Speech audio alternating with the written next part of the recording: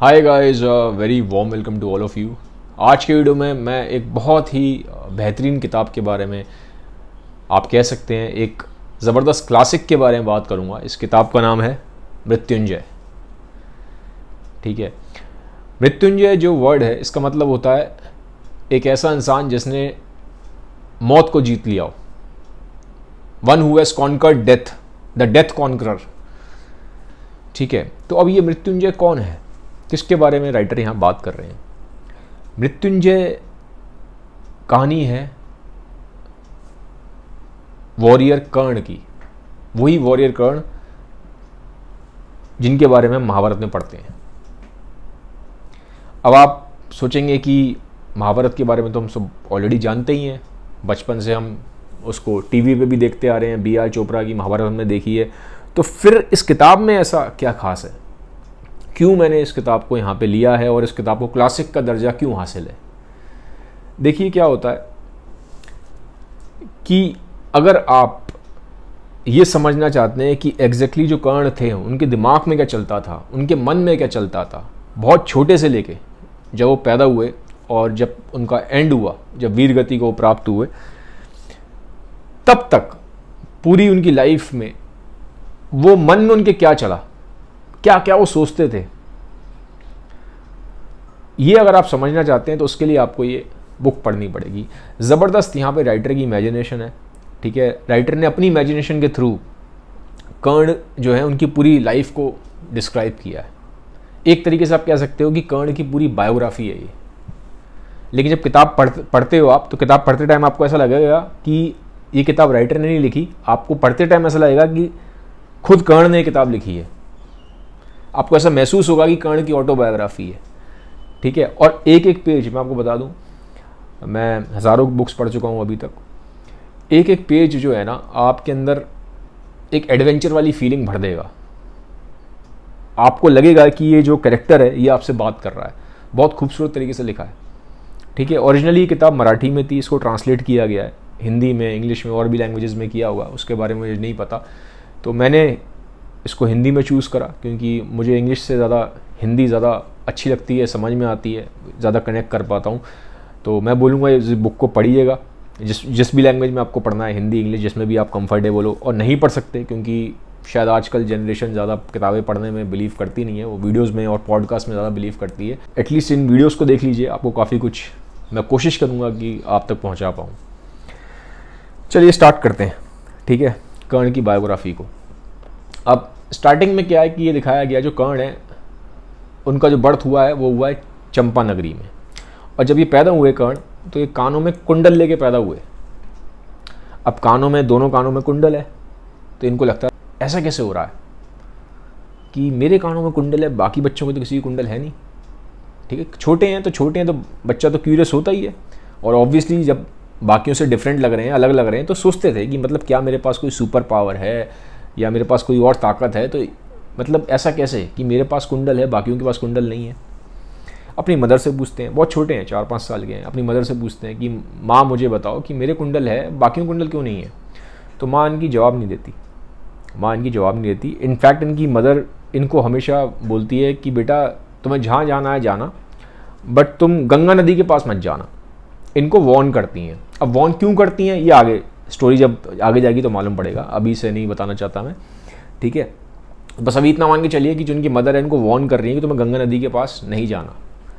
लेकिन कर्ण कहते हैं हाँ नहीं जाऊँगा, लेकिन शरारती होते हैं, वहाँ जाते हैं, खूब वहाँ पे नहाते वाते हैं। ठीक है, वहाँ खेलते हैं। जब ये थोड़ा से बड़े हो जाते हैं, बर्थ इनका हुआ चंपा नगरी में। ठीक है, अब जब ये थोड़े बड़े होते हैं तो ये दूसरी जगह चले जाते हैं, जिस जगह का नाम है हस्तिनापुर, क्योंकि जो मेन प्रैक्टिस होती है वॉरियर के बनने की वो हस्तिनापुर में होती थी। तो अब ये अराउंड 10-12 साल के हो जाते हैं, तो उनके पेरेंट्स कहते हैं कि भैया अब तुम्हें हस्तिनापुर जाना चाहिए, तुम्हें वॉरियर बनना है। तो कहते हैं ठीक है। तो अपने साथ इनका एक छोटा भाई और होता है शोण। ठीक है, तो शोण को लेकर ये हस्तिनापुर चले जाते हैं। तो अब जब ये हस्तिनापुर आते हैं तो वहाँ ये देखते हैं कि एक बड़ा सा एक प्रैक्टिस ग्राउंड है, आप समझ सकते हो, जहाँ पे वॉरियर्स की ट्रेनिंग होती है। और जो वॉरियर्स वहाँ सारे मोस्टली पांडव हैं और कौरव हैं, और जो उनके गुरु होते हैं द्रोणाचार्य, वो उन सबको ट्रेनिंग दे रहे होते हैं। अब कर्ण छोटे हैं, 10-12 साल के हैं, उस पूरे ग्राउंड का एक वो लेते हैं, इंस्पेक्शन करते हैं कि भाई कहाँ पे क्या है, कौन है, कैसे सीख रहे हैं, तो ये सब देखते हैं। अब सबको देख लेते हैं, ये जितने भी लोग होते हैं वहाँ, दुर्योधन, भीम, युधिष्ठिर, सबको देख लेते हैं। अब एंड में इनकी नज़र पड़ती है अर्जुन पे, ठीक है। तो जैसे ही अर्जुन पे इनकी नज़र पड़ती है तो ये अर्जुन के बिल्कुल सामने आते हैं और जैसे कि आमने सामने हो जाते हैं। इधर कर्ण खड़े हैं और इधर अर्जुन खड़े हुए हैं। अब दोनों की नज़रें मिलती है। अब इतने में क्या होता है, ऊपर ना एक बर्ड है जिसको गरुड़ बोला गया है। तो वो जो गरुड़ है बर्ड ऊपर, उसके मुंह में सांप होता है, वो सांप छूट जाता है और वो सांप नीचे आके एकदम गिर जाता है। कर्ण अर्जुन खड़े हुए हैं, बीच में सांप गिर गया ऊपर से, वो जो गरुड़ बर्ड है उसके मुंह से छूट के। अब ये एक तरह का आप समझ सकते हो एक शकुन है। अब ये शकुन अच्छा है खराब है ये अब आगे मालूम पड़ेगा। उसके बाद प्रैक्टिस स्टार्ट हो जाती है। कर्ण फिर हस्तिनापुर में शिफ्ट हो जाते हैं और धीरे धीरे ये भी फिर अपना वॉरियर बनने की प्रैक्टिस स्टार्ट कर देते हैं। अब कर्ण के अंदर ना बहुत ज़्यादा पोटेंशियल था, ठीक है। अब पोटेंशियल को दिखाया कैसे गया ये मैं आपको बता देता हूँ कि एक बार क्या होता है कि गुरु होते हैं द्रोणाचार्य, एक दिन सारे जितने भी कौरव हैं और जो पांडव हैं इनकी ना टेस्ट लेते हैं। इनका टेस्ट कैसे लेते हैं कि एक पेड़ पे एक चिड़िया होती है, वो चिड़िया मरी हुई होती है, उसके अंदर ना भूसा भरा होता है, ठीक है, भूसा भरा होता है, चिड़िया का एक डमी टाइप का लगा होता है। तो बाकी सबसे बोलते हैं, कौरव भी होते हैं पांडव भी होते हैं कि भैया आओ और जो चिड़िया की आँख है इस पर निशाना लगाओ। ये बहुत फेमस है, ऑलरेडी आपको पता होगा। तो अब इसमें क्या होता है कि सब अलग अलग बोलते हैं। पहले वो भीम से पूछते हैं कि निशान लगाने से पहले बताओ तुम्हें क्या दिख रहा है। भीम कहते हैं मुझे तो पेड़ दिखाई दे रहा है। फिर दूसरे से पूछते हैं कि तुम्हें क्या दिखाई दे रहा है, वो कहता है कि मुझे पत्तियाँ दिखाई दे रही हैं, कोई कहता है मुझे टहनियाँ दिखाई दे रही हैं। तो ऐसे करके जो गुरु द्रोणाचार्य हैं सबसे पूछ लेते हैं। एंड में नंबर आता है अर्जुन का। अर्जुन से पूछते हैं कि अर्जुन तुम्हें क्या दिखाई देता है। तो अर्जुन कहते हैं कि मुझे गुरुजी चिड़िया की आँख दिखाई देती है।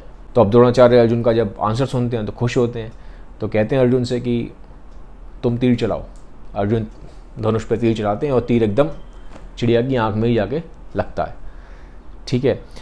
ये चीज़ प्रूव होती है वहाँ पे कि जो अर्जुन है वो काफ़ी ज़्यादा टैलेंटेड है, ठीक है। और जो द्रोणाचार्य हैं वो उसको अर्जुन को काफ़ी लाइक भी करते हैं क्योंकि वो काफ़ी टैलेंटेड थे।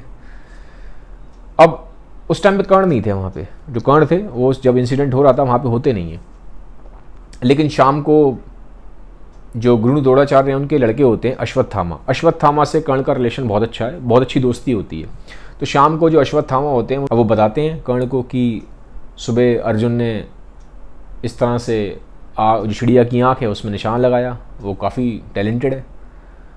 अब कर्ण को ये बात मालूम पड़ती है, ठीक है। तो उनको लगता है कि मुझे भी, उस टाइम तो मैं सुबह तो था नहीं, लेकिन मुझे भी अपने टैलेंट को टेस्ट करके देखना चाहिए।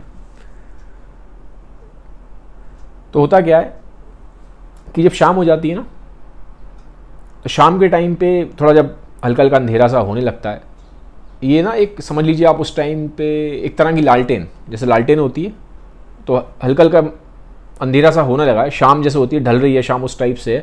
तो ये अपने भाई के साथ, जो शोण इनका छोटा भाई है, उसके साथ एक समझ लीजिए एक लालटेन या समझ लीजिए दीपक टाइप का लेके वहाँ जाते हैं, ठीक है।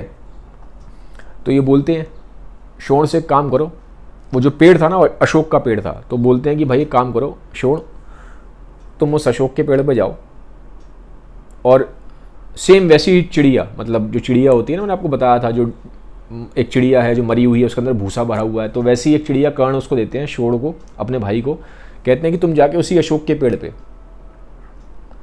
सेम उसी अशोक के पेड़ पे जितना ऊपर चढ़ सकते हो पेड़ पे चढ़ जाओ और इसको जाके वहां लगा दो। अब ऑलरेडी वहां पे एक धागा बंधा हुआ था जिस पे सुबह अर्जुन ने जब चिड़िया को फोकस किया था तो वहां पे ऑलरेडी धागा बंधा हुआ था। तो शोण कहते हैं इसी धागे पे बांध दूं जो चढ़ते हैं ऊपर।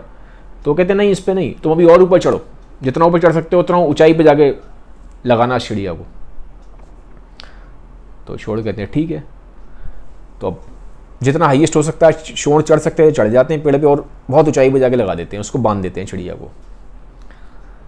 अब आप ये देखिए कि अंधेरे का टाइम होने वाला है, सिर्फ एक लालटेन हाथ में है और कुछ नहीं है, और दूर वहाँ पे एक चिड़िया लगा दिए और भी ऊपर हाइट पे, ठीक है। अब यहाँ पे कर्ण कहते हैं अपने आप से कि अर्जुन ने तो एक आंख पे निशान लगाया था, पर मैं 2 आंख पे निशान लगाऊंगा। कैसे लगाऊंगा? एक आंख जो मुझे दिख रही है और एक आंख जो मुझे दिख नहीं रही, और वो कहते हैं मैं एक साथ 2 तीर चलाऊंगा। अब होगा कैसे? कर्ण ले लेते हैं ऐसे धनुष, तीर पकड़ते हैं, 2 तीर हैं, ठीक है, 2 तीर हैं। एक तीर पे प्रेशर ज़्यादा होता है, एक तीर पे थोड़ा प्रेशर कम होता है। पहला तीर छोड़ते हैं तो पहला तीर जाके सीधा चिड़िया की आंख में लगता है। अब जैसे ही वो एक तीर चिड़िया की आंख में लगता है, चिड़िया घूम जाती है, और जो दूसरा तीर होता है जिस पे कम प्रेशर था उसको भी छोड़ देते हैं, इमीडिएटली छोड़ते हैं साथ ही साथ। तो जो इधर की तरफ चिड़िया जब घूमती है तो दूसरी आंख जब सामने आती है उस पर भी लग जाता है, और जो ऊपर धागा होता है वो टूट जाता है और चिड़िया नीचे गिर जाती है। अब कर्ण फिर जाके देखते हैं, और जब देखते हैं तो बिल्कुल सही जगह निशाने लगे हैं, दोनों तीर एकदम फिट बैठे हैं, दोनों आंख पे लग गए थे। तो आप सोचिए कर्ण का टैलेंट देखिए, रात का टाइम है, ठीक है, अर्जुन ने तो सुबह लगाया था, इन्होंने रात के टाइम पे लगाया निशाना, रात के टाइम पे लगाया है, 2 तीर छोड़े और एक पहले एक आंख पे लगाया, चिड़िया घूम गई, फिर दूसरी आंख पे दूसरा लगा आगे। मतलब इतना टैलेंटेड कर्ण थे, ठीक है, ये दिखाने की कोशिश करी है।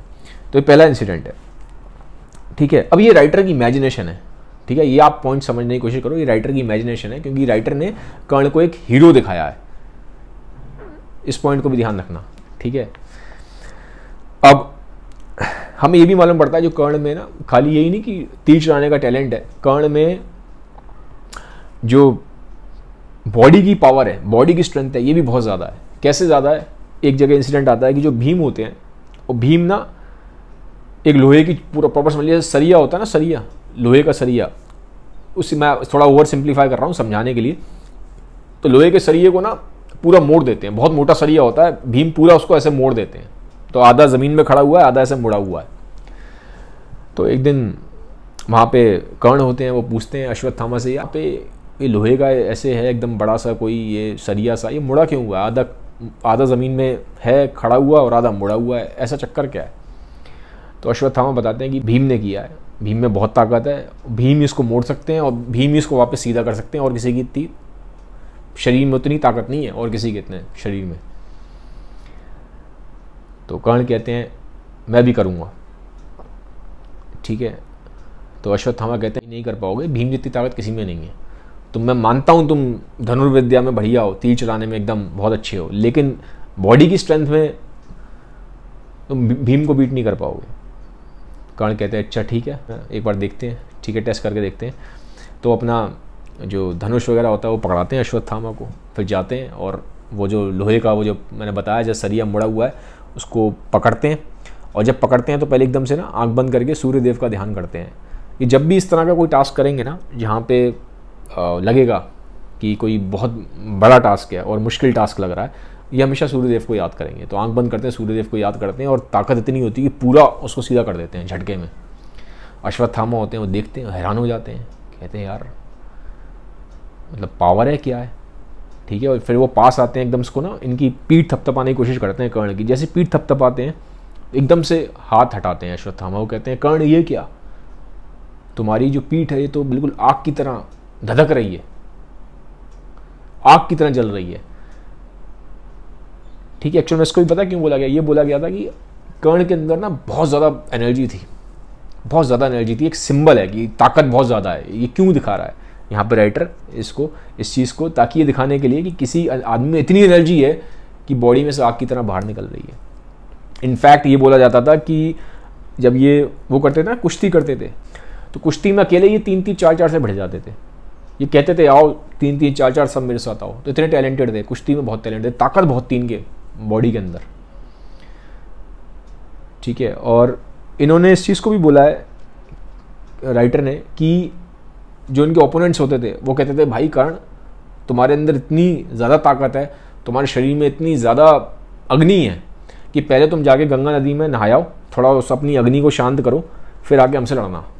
इतनी ज़्यादा एनर्जी थी, ठीक है। तो मतलब ये कहने का मतलब क्या है कि हम क्यों कह रहा है राइटर की एक कर्ण के अंदर बहुत ज़्यादा अग्नि है, उसका रीज़न यहाँ पे ये है कि एनर्जी बहुत ज़्यादा है, इतनी ज़्यादा एनर्जी, तो इसको आप एक सिंबल के फॉर्म में समझिए, ठीक है। सिंबॉलिक है ये यहाँ पे अग्नि उस चीज़ का कि एक आदमी में एनर्जी बहुत ज़्यादा है। तो गाइस हमें यहाँ पे ये मालूम पड़ता है कि जो कर्ण है वो खाली धनुष चलाने में टैलेंटेड नहीं है, वो बाकी जो चीज़ें हैं उनमें भी काफ़ी टैलेंटेड हैं, काफ़ी स्ट्रेंथ है उनकी बॉडी में, ठीक है। राइटर ने यहाँ पे ये दिखाने की कोशिश करी है। तो अभी तक जो बुक मैंने पढ़ी है उसका मैंने आपको एक ओवरव्यू दिया है, जो मेन पॉइंट्स हैं वो दिए हैं। बाकी जैसे जैसे मैं बुक पढ़ता जाऊँगा आपके साथ में शेयर करता जाऊँ। तो गाइज़ ये था आज का वीडियो, जल्दी मिलेंगे नेक्स्ट वीडियो के साथ। Have a nice day, bye bye, take care.